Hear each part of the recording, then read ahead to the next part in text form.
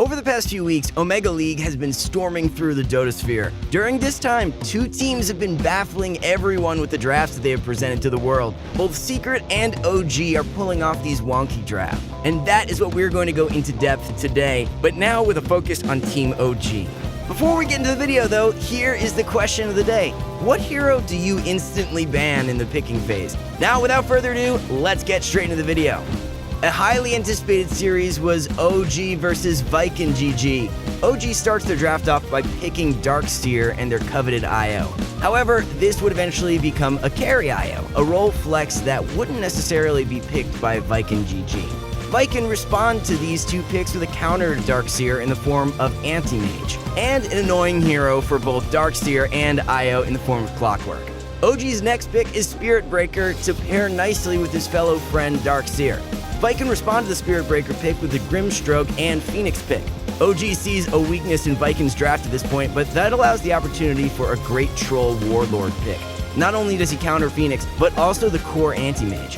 This Troll pick also gives the impression that they have their carry pick. Not to mention, Troll doesn't care about Darkseer or Clock either. Viking's final pick is an Ember Spirit, to which OG responds with an Abaddon pick. This is interesting because it allows Troll to be a stomping machine versus the Ember in the mid lane. They place all their eggs into the Troll basket because if he has a good game, this hero alone will carry the game, especially by making IO a core who is then able to greatly buff Troll with items such as Halberd and Deso. Heading into the game, OG's safe lane of IO Abaddon are unfortunately not going to win their lane against offlane, position 3 Phoenix and Clockwork. However, Troll will be able to completely destroy Ember Spirit in the mid lane. In OG's offlane, Darkseer and Spirit Breaker will be able to get farm despite being against a counter in the form of Anti-Mage paired with Grimstroke.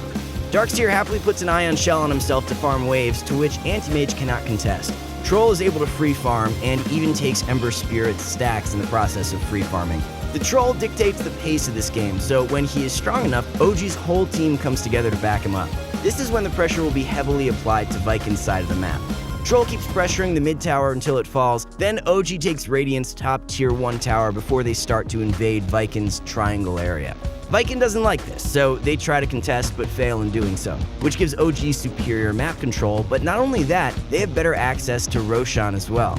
So Viking are constantly feeling the pressure of having to be positioned near the Rosh pit because Troll can take Rosh down in a matter of seconds at any point.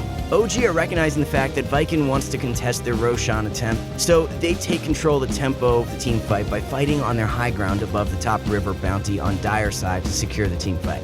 The fight gets led to this area first by Darkseer getting gone on by the Anti-Mage, who is then vacuumed into a wall of replica placed near the stairs to the north of Roshan on Dire. At this moment, Anti-Mage is forced to flee because Troll is running at him, attempting to root him to death. Afterwards, Anti-Mage blinks forward onto the high ground, where he is chased by IO and Troll, but OG at this point recognizes that Anti-Mage is out of the fight. They then proceed to kill Anti-Mage's teammates as a result of him being kicked out of the fight, essentially. Roshan is quickly taken down after this victorious engagement. Viking's tier 2 mid tower is looking terrifically juicy now with Aegis in the back pocket of Troll. After this tower has been taken, there's a huge team fight. Here, we see the strength of the Troll pick. Anti-Mage starts on the outskirts of the fight because his positioning has to be near perfect so that he doesn't die to Troll. However, he can't let his team just perish, so he blinks in and gets focused immediately.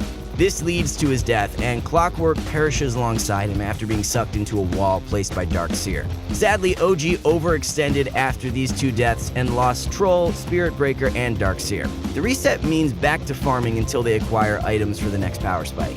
After a little bit of a farm fest, Spirit Breaker is able to get a sneaky charge onto the Anti-Mage, which leads to his death after using a combination of Battle Trance, Relocate, Wall of Replica, and Nether Strike. This death and the death of Ember Spirit, who also got sneakily charged in the aftermath of Anti-Mage's death, enabled OG to take Viking's tier 3 mid tower. However, they have to reset because of Ember Spirit's buyback. There aren't any items that Viking can acquire to be able to deal with Troll. Even if Anti-Mage gets 6 slotted, Troll will still outcarry him with the help of the rest of the OG squad. All their heroes are strongly enabling Troll to be able to essentially auto-attack. Troll is easily kited usually unless he has helpers. At this point, OG are acquiring more net worth than Viking. Anti-Mage is the only hero on Viking that's able to farm. Soon after, OG slowly takes down the mid barracks and eventually forces Viking to fight them outside of their base because Viking knows they can't just keep letting OG acquire more and more net worth. That is why they do a desperation smoke, but this ultimately leads to them losing 4 of their heroes, then Roshan. At this point, it is rather set in stone that Viking are not able to come back from such a deficit, especially when OG eventually get an Aegis and Cheese. In the beginning of the final deciding match, we see the 2 bans from OG being Enchantress and Batrider. For Viking, they ban out Mag and Morphling. These are necessary bans on the more broken heroes of the patch. That being said, OG wants to ban Batrider because he would effectively kite the eventual Sven and Tiny that they want to pick up. OG picked their loving ball, Io, to which Viking respond with the Darkseer pick. The second picks for the teams are Tiny for OG and Doom for Viking. Here we see the beautiful tether combo for OG and 2 insane heroes of the meta for Viking. However, Doom and Darkseer don't have the best of synergy. Viking figure that this Tiny is either a mid laner or a 4, and so they ban 3 carry heroes, namely Anti-Mage, Faceless Void, and Slark, in order to spare their Darkseer from Torment. OG ban out the heroes that won Viking in the first round, Clockwork and Grimstroke. They also removed the scary Spectre from the hero pool. Viking proceed with a Snapfire pick, which reveals that the Doom is indeed a support and that Darkseer is a core. OG picks Sven, that immediately gets responded with an Alchemist pick from Viking. Seeing as Sven needs some time to hit his power spikes, the Alchemist pick makes sense because Alchemist loves taking his merry time to farm up a storm. OG picks Elder Titan to be of nice harassment in lane and to reduce base armor and magic resistance for boosting up Sven. The last set of bans come out. For OG, they are Spirit Breaker and Treant. For Viking, they are Necrophos and Phoenix.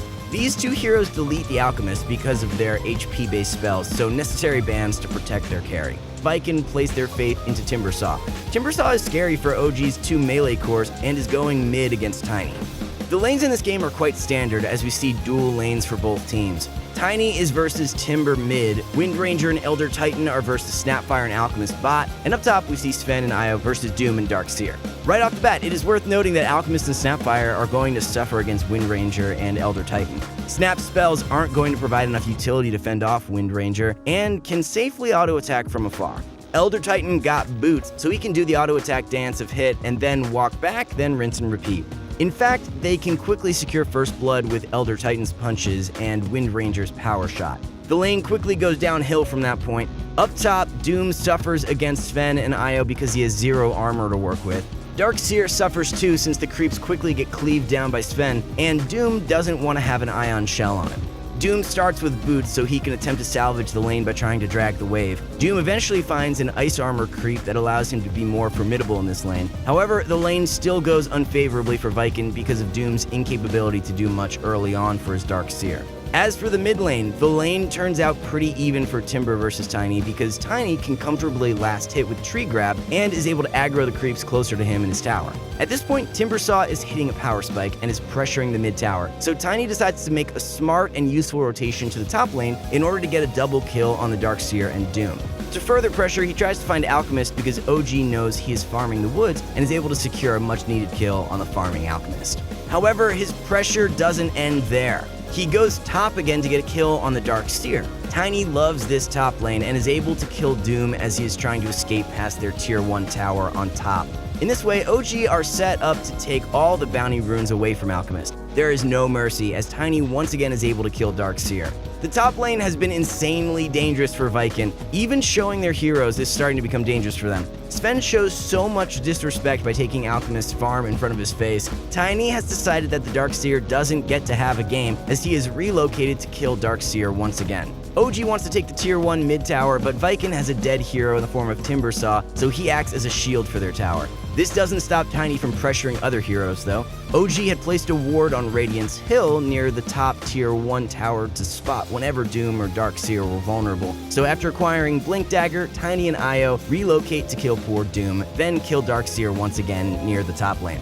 Right now, OG has good map control, but not the best because towers are hard to acquire because of the tanky Timbersaw that is blocking them from these crucial towers. OG is waiting for Windranger's power spike in the form of an MKB. Alchemist has gotten this powerful Radiance and wants to pressure OG's bot tier 1 tower. During this process, Sven dies to the gathering of Viking. However, OG are able to take down the raid boss with a clutch relocate and a beautiful ward by Viking's Radiant mid-tier 1 and tier 2 tower.